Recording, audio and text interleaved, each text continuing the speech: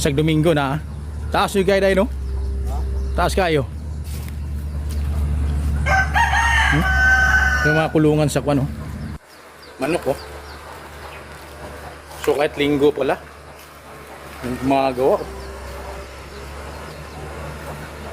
Yo, what's up mga kabirds? Panibagong araw, panibagong vlog na po tayo ngayon ano? So ngayon mga kabirds, dito kami sa may area no, kung saan may ginagawa ditong recrap.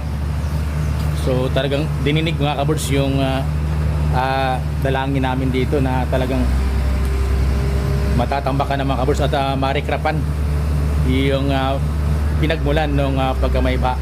Right, so kasama ko ngayon dito si Ern. Ayun no. So today is Sunday no. Time check natin is 9:30 ng umaga. So kahit linggo mga kabirds may gumagawa. So panonoorin natin, right. So yan mga kabirds no, napakaganda na dito sa may amin. Right, so talagang may patong pa yan siya. Kaya talagang mataas. Mataas na mataas yan mga kabirds. Hindi tayo makalapit dito sa may mismong ano, dahil pakalalim ng putik mga kabirds. So punta tayo doon na mamaya no? Ano ba yun doon? Ulan naman. Lalim ng putik mga kabirds oh.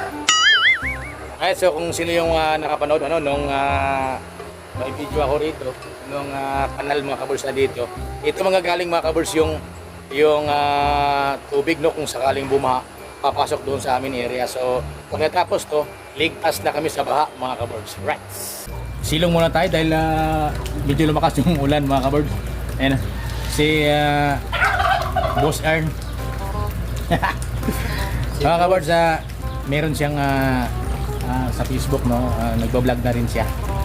So sa Bisaya pa, lingaw-lingaw ba? Lingaw-lingaw lang kapag walang ginagawa. Siyempre manood kayo guys sa Facebook. Nandun ako. Sige lang sa Spanish. Sa account mo sa Facebook. Ernie ba? Meron na. Search nyo mga kabirds no, Ernie Imperial sa Facebook niya. So may mga videos na rin siya doon. Mapapanood na rin nyo kung anong pinagagawa niya sa buhay niya. Right, so ito ay itong ating pagbibideo ay aliw-aliw lang kumbaga sa ano eh. Pag may free time, video rin. Right, so pupunta sana tayo doon banda sa may yung natapos na no. Yung first tawag yan, yung unang linya nung ginawa nila. Kaya nga medyo lakas pa ang ulan. So standby muna tayo dito mga kabirds.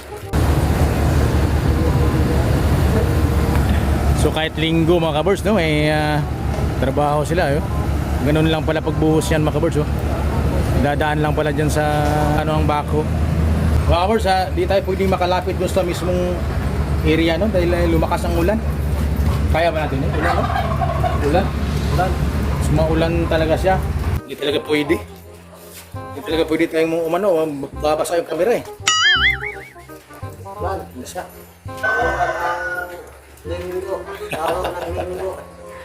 Right, so kulang lang dyan, Tagay no? Pero ito nga pala yung ginanapan ng reunion namin no? So ayan mga kabirds no, talagang di tayo pwede makalapit dun sa ano. Grabe kung mapapanood nyo, makikita nyo mga kabirds oh, yung dinaanan ng bako, apakalalim ng putik.